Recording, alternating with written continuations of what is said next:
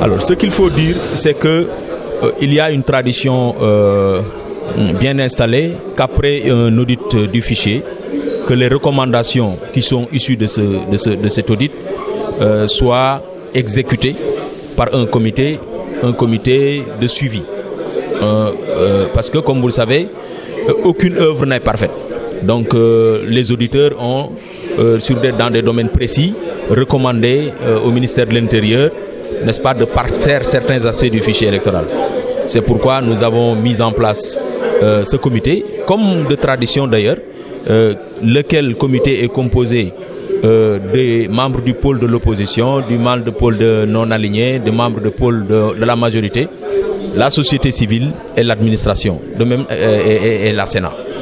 Donc c'est pour justement sur certains aspects travailler à consolider, comment dirais-je, l'existant, c'est-à-dire le fichier électoral.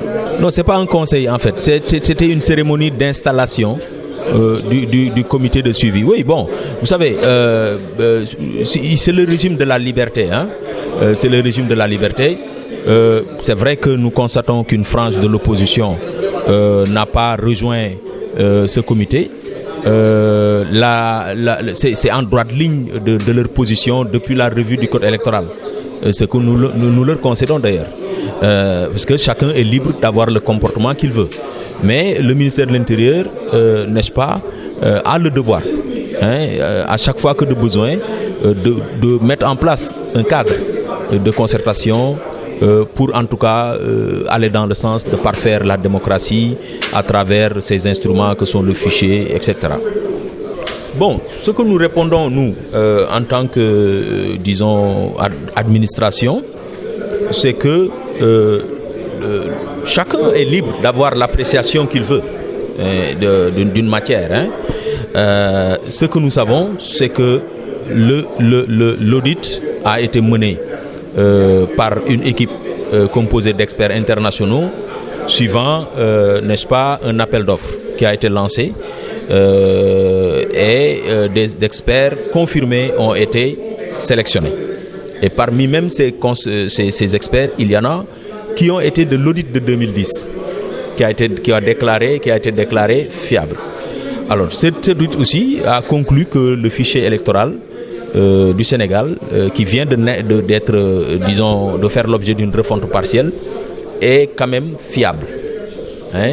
Ils l'ont dit clairement, c'est pas quand même, mais ils l'ont déclaré fiable. Et ils ont même donné un pourcentage de fiabilité.